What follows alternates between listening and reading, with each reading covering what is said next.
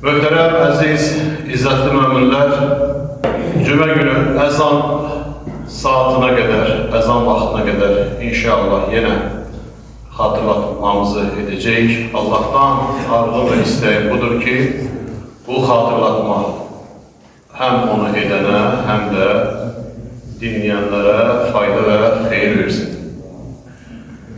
Bugünkü mövzumuzu Sui zənn, pis zənnə həsr edəcəyik. Ümumən zənn haqqında da danışacağıq.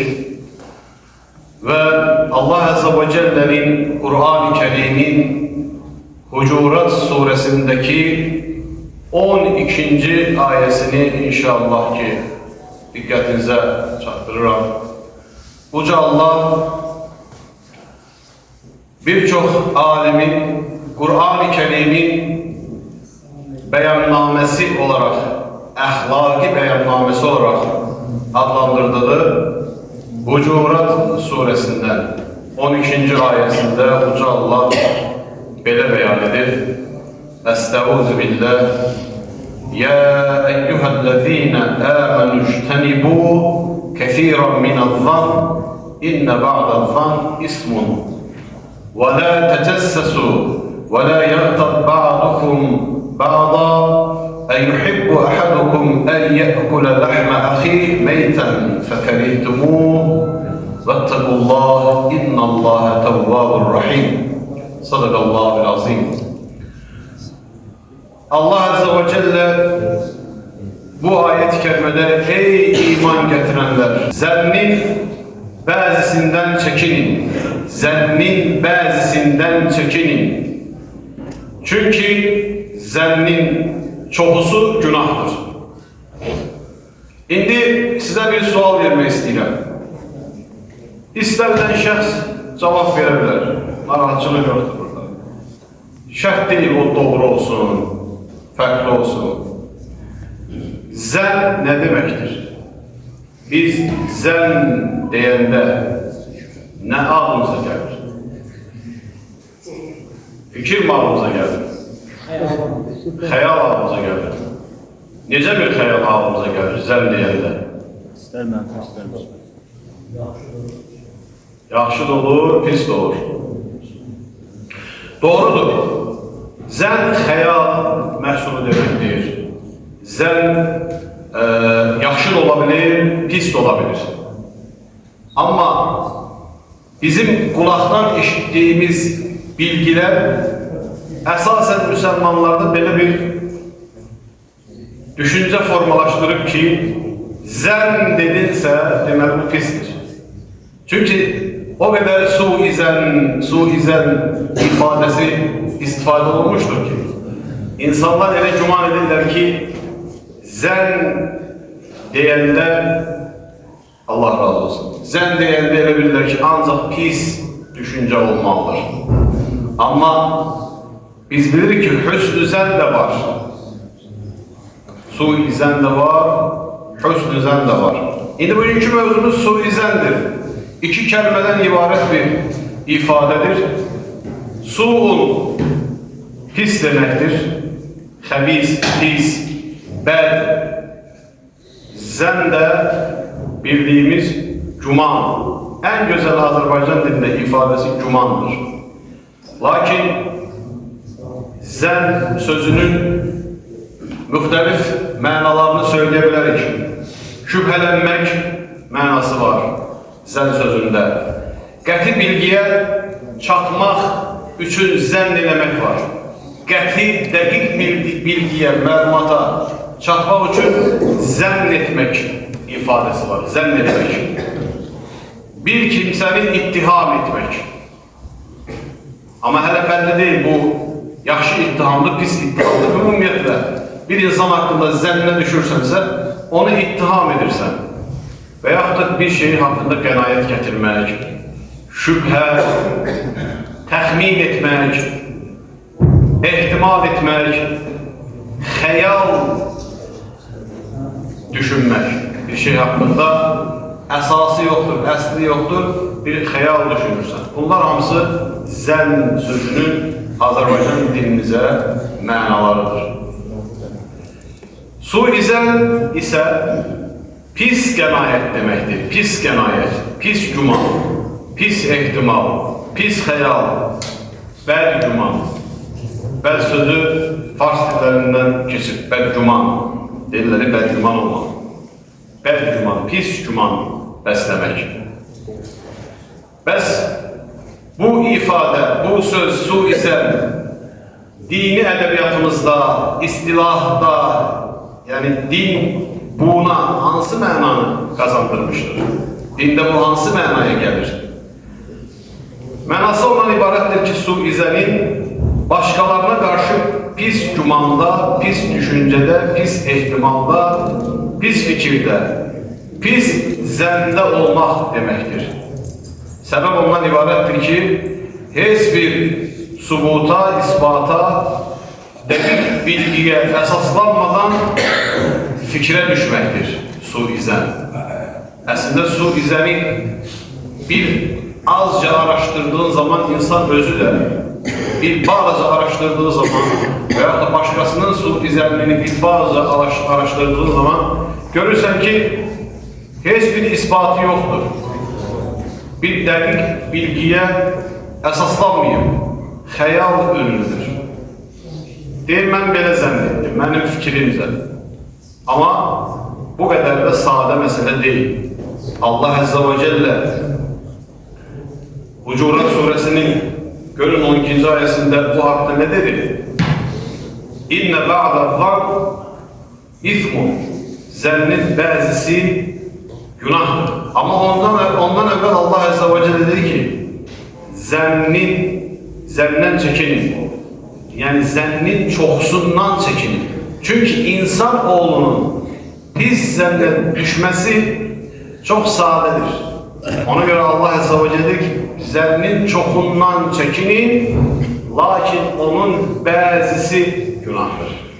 İndi günah olanı öyrənəcək ki, günah olan əslində hansıdır? Allah Əzzə və Cəllə davam edir, وَلَا تَجَسَّسُوا. Bir-birinizin eybini araşdırmayın, üzə çıxartmayın, dirişdirməyin, ince arayıb, axtarıb, filan kesin bu eybləri var, onu üzə çıxartmayın. Kimə lazımdır o? Nəyə lazımdır o? وَلَا يَغْتَبْ بَعْضُكُمْ بَعْضًا.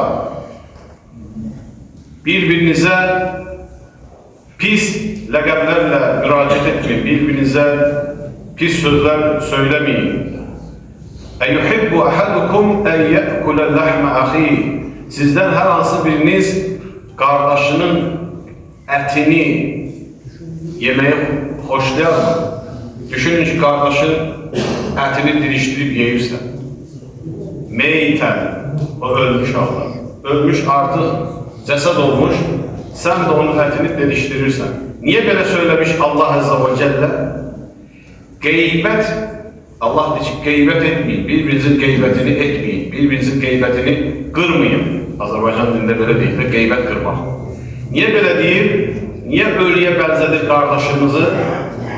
Çünki onun qeybində danışırsan, o da sənin yanında yoxdur, sənin danışıqlarına reaksiya verə bilmir, hər hansı bir fikir bildirə bilmir, uzaqdadır, qeybdədir, səndən kənardadır və sanki o ölmüş haldadır, sən də onun ətini didişdirirsən.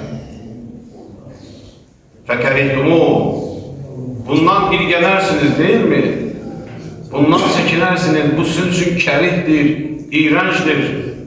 Vəttəqullah, Allahdan qorxun. Qeybət etməyin. Bir-birinizin evlərinizi araşdırmayın. Vəttəqullah, Allahdan qorxun. İnnallâhe tevvâbur rahim. Allah tövbələri qəbul edəndir və mərhəmətlidir. Bu ayət kəlmə gəldi. Bunu bildik. Sahabə üçün nazil oldu, değil mi? Sonraki nəsillər onu öyrəndilər. Bu ayə gələnə qədər etdikləri, bu ayəni öyrənənə qədər etdikləri, mən bilmirdim böyle bir şey. Dediğim bir zaman olmuş ise, ondan öncəkiler üçün tövbə et. Çünkü Allah tövbeleri kabul edendir ve o merhametlidir. İndi əziz qardaşlar, bəs zənn özü neçə növə bölünür? Zənn özü hansı çeşitləri var? Zənn hökmən 3 çeşitdə bölünür. Hökmü baxımından 3 çeşitdir. Biri var vacib olan zənn, fərzdir o. Fərz olan zənn, müstəhəb olan zənn, mübahdır yani. Müstəhəbdir, mübahdır. Yine bunları söyleyeceğiz. Bir de haram olan zənn. Allah Azze ve Celle'nin çekindirmek istediği, bizim de çekinmemiz gereken, uzak durmamız lazım olan zənn haram olanıdır. Bəs vacib olan, fərz olan zənn hansıdır? Allah Azze ve Celle hakkında güzel düşünmek fərzdir. İman eden bir müminin Uca Allah hakkında güzel düşünmesi vaciptir, fərzdir. Ona göre diyor da Tevvabur Rahim. Mesela Allah'ın tövbeleri kabul eden, merhametli olduğunu düşünmek, Allah'ın Azze ve Celle'nin yani ona iman getirmek, onun hakkında müsbet düşüncelerde olmak fərzdir. Müstehab olanı nedir? Yani mübah olanı ne demektir? Beğenilen zənn veyahut da savab veya günah kazandırmayan, etmesen hiçbir sana xeyri ve zərəri olmayan zənn bir Müslüman hakkında hiçbir şey düşünmemek, onun barisinde sakit durmak, sükutta durmak, bu özü mübah olan zənndir. Eğer bunu sen müsbete çevirip savab kazanmak istesen, o zaman müsbet düşünmelisin ki savab kazanırsan. Onun hakkında yaxşı şeyler düşünmelisin ki savab kazanırsın. Lakin bu fərz değil. Ama haram olan var. Haram olanı ise bir Müslüman kardeşin hakkında pis düşüncede olmak. Bu haramdır. Allah Azze ve Celle hakkında onun Resulları, Allah Azze ve Celle'nin kitabı, onun şuarları, şeair-i İslam, İslam'ın elametleri hakkında biz zende olmak, bu ise haramdır. Allah dedi ki bundan çekinin. Ve ona göre dedi ki, zənnin çoxundan çekinin. Çünkü insan zənnə, pis zənnə düşmeye çok yakındır. Ehtiyatlı olmamız gereklidir. Uca Allah Kur'an-ı Kerim'de 20 ayette zənn kelimesi hakkında zikretmiştir, bahsetmiştir. Kur'an-ı Kerim'de 20 yerde zənn kelimesi zikrolunmuştur. 50'ye yakın ayette ise bu kelimeden əmələ gelen, zənn kelimesinden əmələ gelen ifadeler yer almıştır. Birçok ayette bu ifadeler vehim, şüphe, hayal, hülya manasındadır. Bazılarında ise bilik manasındadır. Qəti, elm, bilgi manasındadır. Bazılarında ise inan manasındadır. İnanmak manasında istifade olmuştur. Bazılarında ise hiçbir sübutu, esası olmayan, qətiyyətə əsaslanmayan qənaət, şübhə, təxmin və ehtimallar barəsindədir. Allah Resulü sallallahu aleyhi ve sellem hədis-i şəriflərinin birində, hansı ki İmam Müslim, Allah ona rəhmət eləsin, o səhihində bir yaxşılıq bölməsində, bir babında, bir bölməsində 28. hadisdə rivayet edilmiştir. Ve həmin hadis Ebu Hureyre radiyallahu anh'ın rivayetiyle yazılmıştır kitaba. Deyir ki Allah Resulü sallallahu aleyhi ve sellem İyyâkum ve zanne, zəndən çəkinin. Zəndən çəkin. فَإِنَّ الظَّنَّ həqiqətən zənn əksəbul hədis. Sözlərin ən yalanıdır. Bir insan yalan danışar, zənn ilə danıştığı yalan sözlərin ən yalanıdır. Çünki əsası yoxdur, qətiyyəti yoxdur, isbatı yoxdur, sübutu yoxdur. Bu hədis-i şərifdə Allah Resulü sallallahu aleyhi ve sellemin qəsd etdiyi zənn su-i zənndir. Haram olan zənndir. Yine Allah Resulü sallallahu aleyhi ve sellem devam edir ki, birinizin danışığına gizlice kulak asmayın. Eyiblerini araştırmayın. Birbirinize karşı övünüp lovğalanmayın. Bu da belalardan biridir. İnsan bazen boyuyla, bazen giyimiyle, bazen elindeki telefon ile başkalarına karşı övünür. Olabilir kolundaki saat olsun. Olabilir ki övlatlarıyla olsun.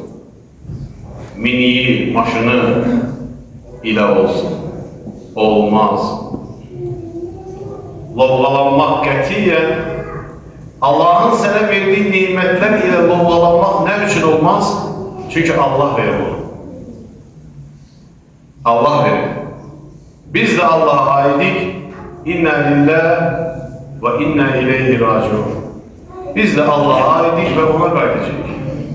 Bizim yanımızda bizimle beraber ne koysalar bize ait değil.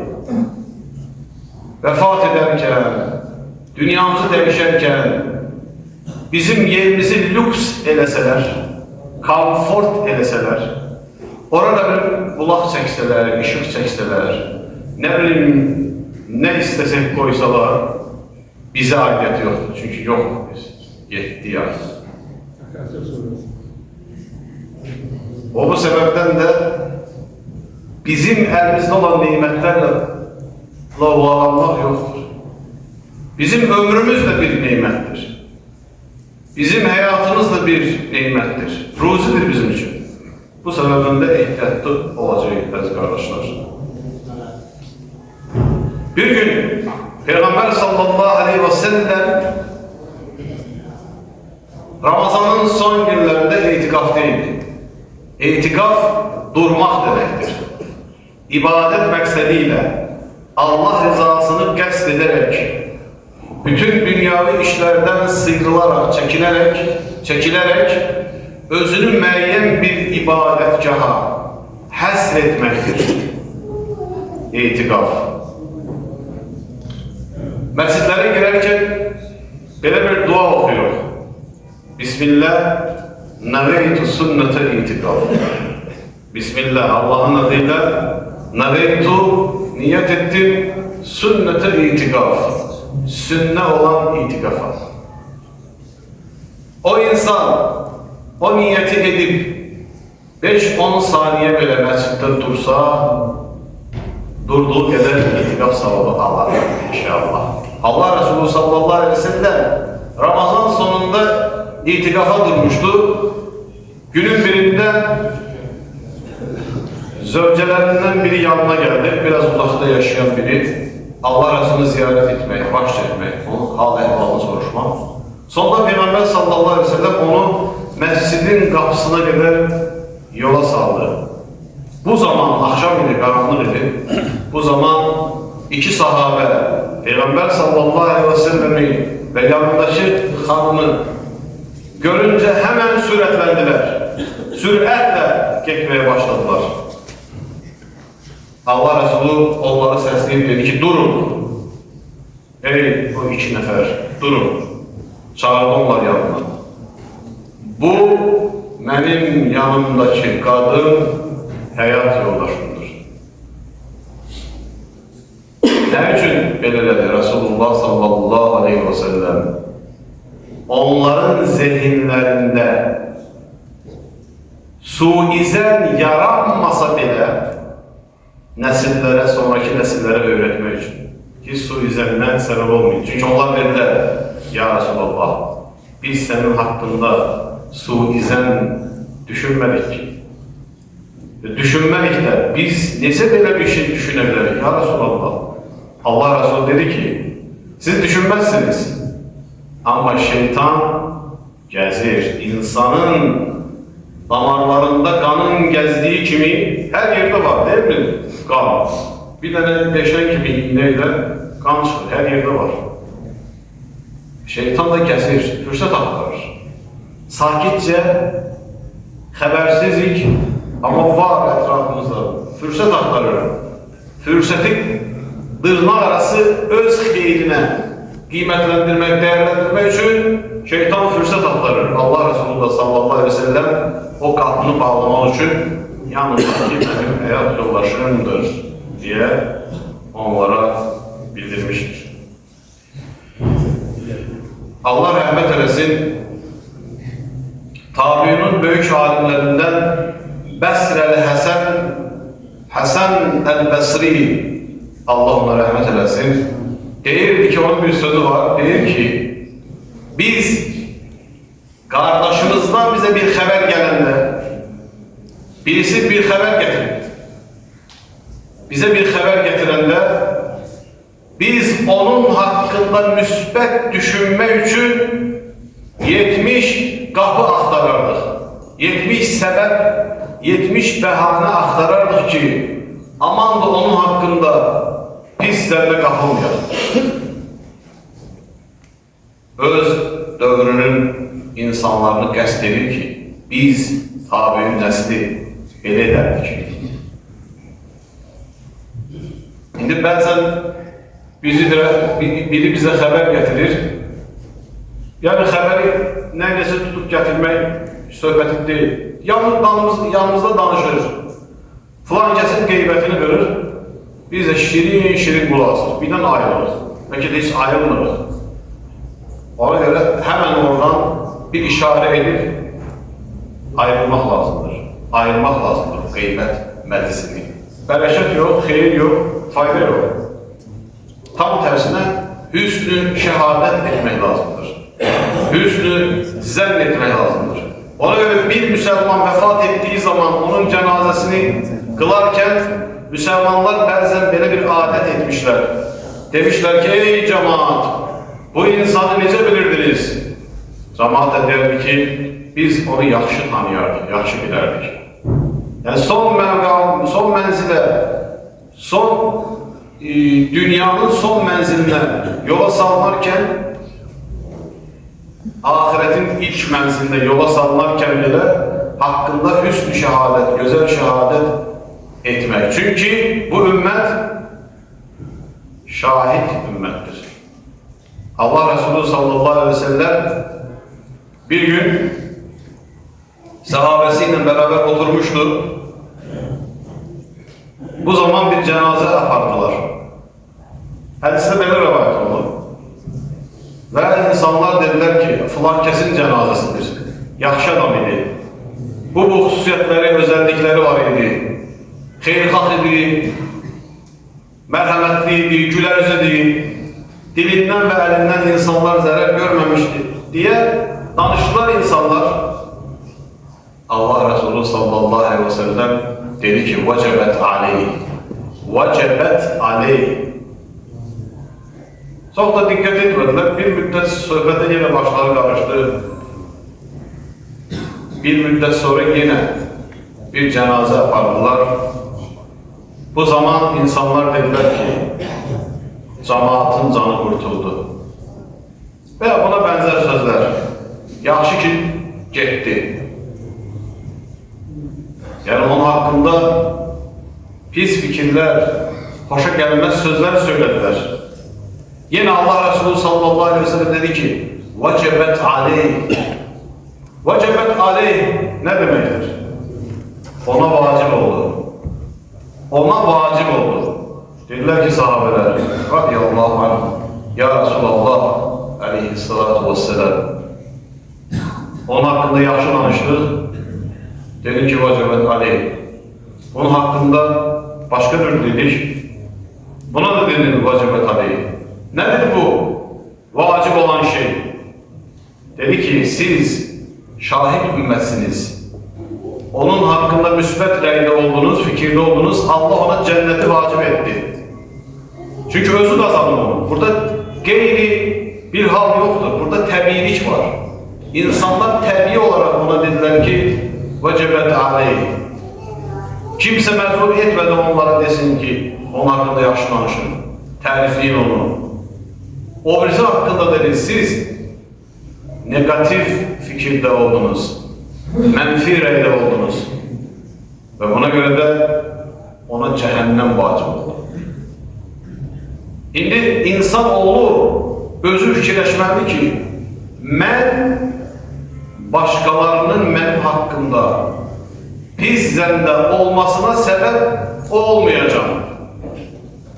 Mən elə yaşayacağım ki, elə davranacağım ki, başkaları mənim hakkında pis zənn bəsləməyəcək. Ona göre Allah Resulü sahabəni çağırdı, radiyallahu anhına. Dedik, gəlin bura, yanındaki zövcəmdir. Özü pis zənnə səbəb olmaktan uzak oldu. Ümmete de öğretti bunu. Aman da siz de dikkatli olun, pis zənnə səbəbiyyət verməyin. Allah bize asanlık nasip etsin.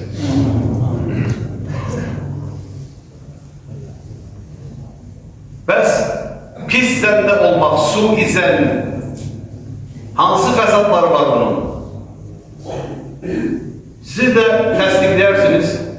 Etrafımızda elə insanlar olur, adam sabahtan akşama negatifdir. Üzü, gözü, danışığı, sözleri, yani hayattan küsüp bağlı sanki. Hayattan küsmekte bir şey ifade de yoktur. Yani bu anlamda bir müsbet tarafı yoktur ki tutarsan ki bunun bu müsbet tarafı var. Her şeyden şikayet edilir. Desem falan kes ne dedi ya, onu belirler, onu koy tarafa, bu tarafa. Bir adam diyor, bir köpeğe değmez falan, mesaj. Böyle insanlar var. Yine aslında suizən ilk növbədə insanın qəlbinə problem təşkil edir. İnsanın qəlbinə fəsad getirir. Ve ne olur? İnsanda tereddütler başlıyor. Lazımsız, gereksiz şüpheler, tereddütler başlıyor. Ve böyle bir insan, suizən ile meşgul olan insanın qəlbi artık şək şüpheden el çekebilir. Suizən qəlb xəstəliklərinin səbəbi olacak bir haldır. Vəsvəsə. Elə insanlara şahid olmuşdur ki, adam vəsvəsədən qurtula bilmir. İndi də eşitdiyi yol xəbərlərinin hələ də vəsvəsə davam edir. Demək ki, Allah yardımcısı olsun. Olsun Allah'ın deyil. Belə də belki davam edecek. 100 metrlik mesafeni avtobusla gelirdi. Minirdi 100 metreden sonra düşürdü. Gelirdi 2-3 saatten sonra gelip düştüğü yere bakırdı ki belki neyse düşürmüşüm bura. Vesvesedir. Vesvese de hardandır. اَلَّذ۪ي يُوَسْفِسُ فِي صُدُورِ النَّاسِ Şeytandan artık bu insan özüne bir çare tapmalıdır. Allah'a yalvarmalıdır gece gündüz ki bundan kurtulsun. Veyahut da kardeş olur der ki benim değil. Usul almışam, gelmişim çıkmışam, namaz falan kılmışam. Bir de yanlış şükür, belki kulağımın arkası yummamışım. Allah Allah. Ne bileyim belki parmağımın arasını yummamışım. Ya kardeş kurtul bu şeyden. Böyle bir hayat olmaz. Bu tamamen vesvesedir. Yani bunun da aslında kaynağı insan bir yerde suizən nedir? Allah bilir onun qəlbinə artıq o xəstəliklər qəlbinə sirayət edir. Və qəlbini bürüyür. Bilirsiniz Allah Resulü sallallahu aleyhi ve sellem insan bedeninde bir et parçası var. O yaxşı olanda beden de yaxşı olur. Bütün cisim yaxşı olur. Və huvel o nedir? Və huvel qalb. Qəlbdir. İndi biz ona ürək deyirik, değil mi? Ürək. qəlb, ürək. Yəni, bir-birinə əlaqəli sözlər və ifadələrdir. Diqqətli olacaq. Eyib araşdırmaq. Eyib araşdırarsan, səndə xəstəliyə səbəb olar. Yəni, mikroblu bir sahədə gəzəndə nəticə nə olur? O mikrob da sənə bulaşır. Bir-birinin arxasına, bir-birini arxa çevirmək, küsmək, nifrət, düşmənçilik, qeybət, dedikodu, insanın günah işləməsinə zəmin hazırlayır. İnsanı xətalı hərəkət etməyə sövq edir. Və əlbəttə ki, bunun nəticəsində bir çox ictimai fəsadlar ortaya çıxır. Bir dənə qeybət edirsən, bir dənə yalan danışırsan, o yalanı götürür başqasına danışır. Zəncirvari şəkildə bir də baxırsan ki, yaxşı bir adam olub pis bir insan. Şimdi bunu bir adama deyir 40 dəfə dəli desən, dəli olmasa da axırda qəbul edəcək ki, doğrudan mən dəliyim deyək. Çünki mən haqqında belə danışım. Ona görə də yalan, əsla yalan danışma olmaz. Tövsiyə etmək nədir? Yəni, bundan qurtulmağın yolu nədir? Tədbiri nədir? Haqqında dəqiq bilgi və məlumat yoxdursa, o şübhədən, səndən çəkinməliyik. Bilmirəm. Qardaş, xəbərim yoxdur mən bilmirəm. Ən gözəli budur. Əli radiyallahu anh deyir ki, bilmədiklərimi ayağımın altına qoysaydım, başım ərşə dəyərdi.